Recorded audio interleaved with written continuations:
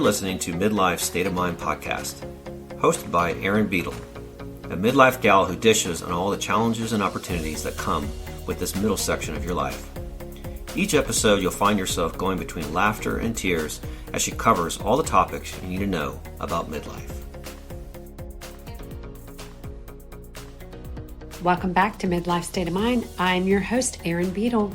Thank you so much for joining me today for another episode. If you are a new listener to the podcast, welcome to the conversation about all things midlife. I would love to have you hit the follow button so that you can stay in the loop whenever I release a new episode. One of the best things about producing this podcast is seeing all of the countries around the world that are tuning in to the podcast. It's not lost on me that you have over 2 million podcasts to choose from and that you choose to tune in to listen to me. So thank you so much. If any of the episodes that I have shared have resonated with you, and if you really enjoy the content I create, I would be immensely grateful if you would take the time to leave me a rating and a written review on whatever podcast platform that you are listening to me on. If you're interested in additional ways that you can support this podcast, you can take a look at the show notes and see a list of products that I have carefully curated. These products are all ones that I use and that I love, and I would recommend them to any of my friends.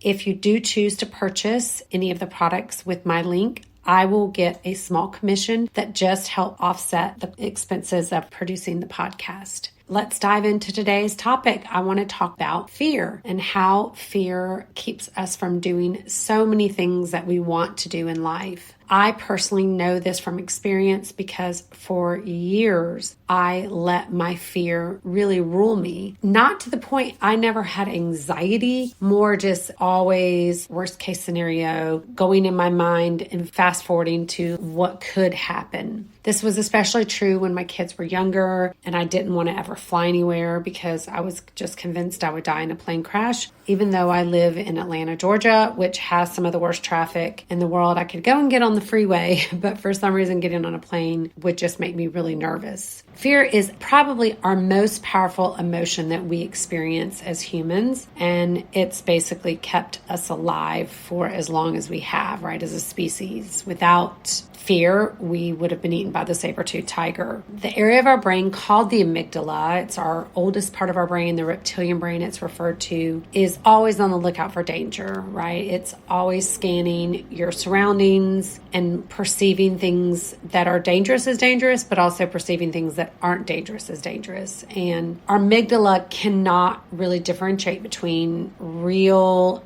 danger and a perceived danger.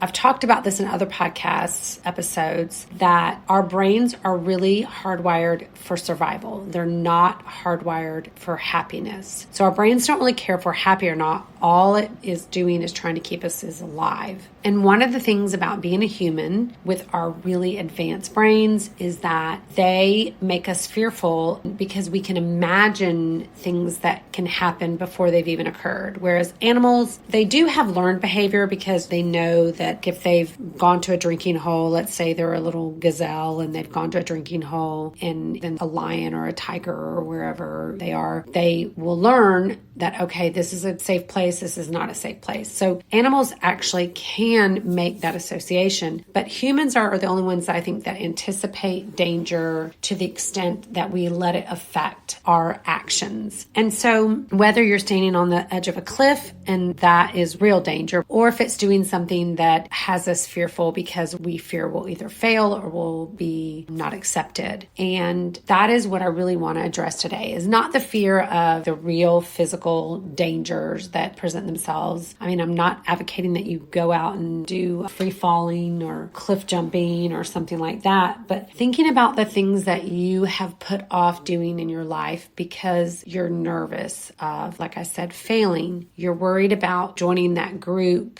because you might not be accepted, because people might not like you. You know, we always go to the worst case scenario. I'm just as guilty of it. It's like, will people like me? Will I I be able to do this and not make a fool of myself? So one of the things that we have to try to do is to rewire our brains and not let ourselves be tricked by our amygdala into sensing danger when there is no real danger. We're not going to die if we fail at something, if we try a new hobby that maybe, a painting class. Oh, I don't want to do a painting class because I'm not going to be any good and my paintings are going to be terrible and everybody's probably going to wonder, what is this woman doing here? Or if we're doing a live on Facebook or Instagram to talk about something that we're passionate about, or maybe even it is singing at your church or performing in a local community play. Most of those types of things aren't going to be a real and present danger to us. We just make it out in our minds that it's a terrible thing to fail or to experience failure. I think especially in this time of our lives, this midlife section that I obviously created this whole podcast around, what do you have to lose? If you fail, it's not the end of the world. We,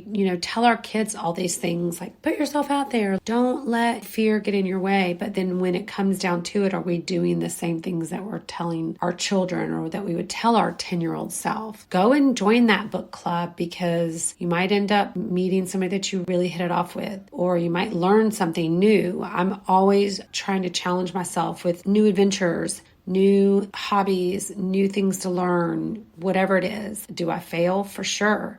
But I just have to tell myself that failure is part of the process. It's how I learn. It's how I grow. It's how I become a better version of myself than I was yesterday by doing something today. So ask yourself, is there something that I'm letting fear hold me back from? Is it a real and present danger, or am I just perceiving it as danger? And then see if you can sit with the uncomfortableness of possibly failing at something and still do it. Takes a lot of bravery, I know. You may have either heard or read this quote by Marianne Williamson. I first became acquainted with it when I went through my first teacher training. This was when I was over 40 and I decided I was going to become a yoga teacher, which probably a lot of people thought was crazy. But her quote goes like this: "Our deepest fear is not that we're inadequate. Our deepest fear is that we're powerful beyond measure. It is our light, not our darkness, that most frightens us. But our playing small doesn't serve the world. There's nothing enlightened about shrinking so that other people won't feel insecure around you." I really like how she says that it is our fear that we're powerful beyond measure. I know myself when I've done things that are fearful, and then when I actually do them, sometimes it's not even the fear of failure. It's like, what if I succeed? Holy cow, how will that impact my life? And that can almost be even more unsettling than the idea of failing. I'd love to hear your thoughts on how you have either let fear keep you from doing something, or more importantly, how you have looked fear in the face and said, F you, I'm doing it anyways. You can weigh in on Midlife State of Mind podcast on Facebook and Instagram, or you can send me an email at midlifestateofmindpodcast@gmail.com. I'd love to hear your story. I'll be back next week with another episode. Have a great week. Bye.